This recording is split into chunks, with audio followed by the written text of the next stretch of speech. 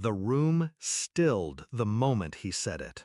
"Right this way, Miss Walker." The server's voice wasn't casual, it was reverent, like he'd been briefed beforehand, like he knew exactly who I was. Forks froze mid-air. Champagne flutes quivered between manicured fingers. My father's face, so smug just seconds earlier, twitched, ever so slightly. They knew that name, just not me behind it, and that's when I smiled. I used to be Maddie, the family embarrassment, the artsy one, the creative black sheep among a flock of Ivy Leaguers and corporate sharks. I didn't choose their path, I chose mine: design, branding, storytelling.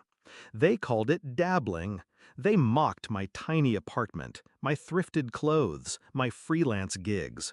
"You still doing your little logos and blogs?" my sister once asked, slicing into her filet mignon like she was carving me out of her world. I played along. Let them believe it was a hobby. Let them laugh. I never corrected them, because I was building something.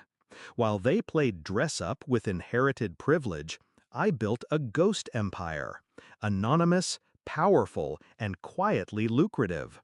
I launched a digital agency, hired under aliases, let others take credit publicly. My name? Never attached. Just initials, just a shadow in luxury campaigns, brand overhauls, corporate reinventions. But every empire needs a face eventually, so I chose one: Miss Walker, a name they'd never trace back to Maddie. Until tonight. I didn't plan to attend my father's 65th birthday dinner. It was hosted at Eclat, one of those hush-hush restaurants where reservations were more valuable than gold. They'd bragged for weeks about getting a private dining room there.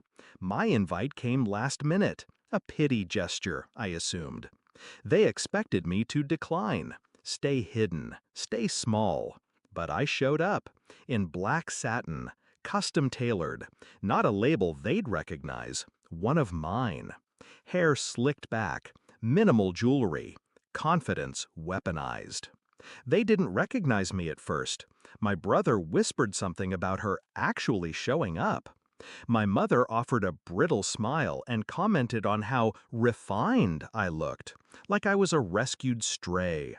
I let them have their moment, right up until the server approached.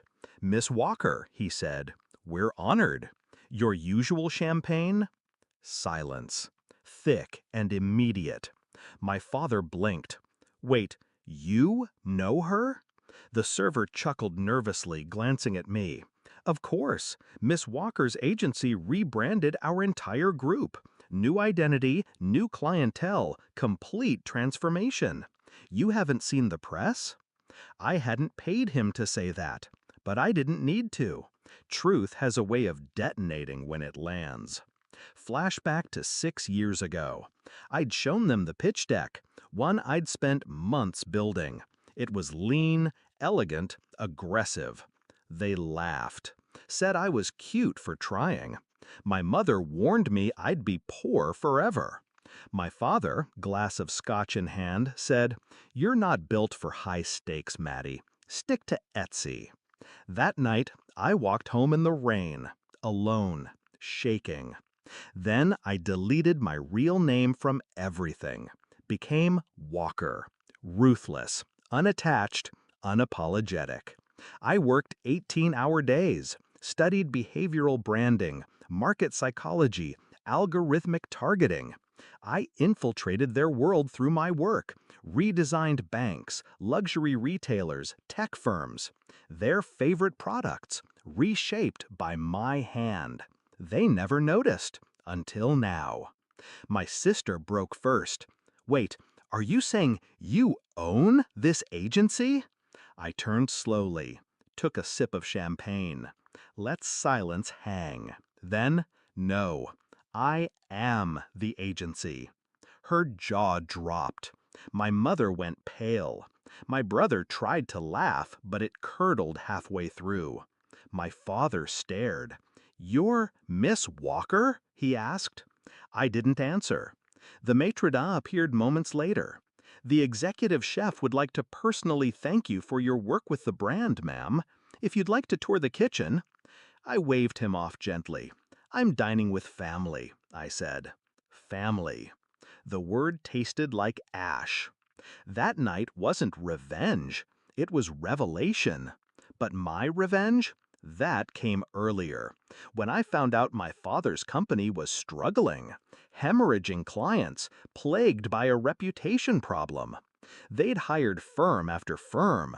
Nothing worked. So I stepped in, anonymously. My agency submitted a proposal under a different brand name. He never knew I was behind it. Signed over full branding authority. Paid us 7 figures. Then I burned his legacy from the inside. New messaging, new visuals, everything polished to perfection, except one critical element I manipulated: trust.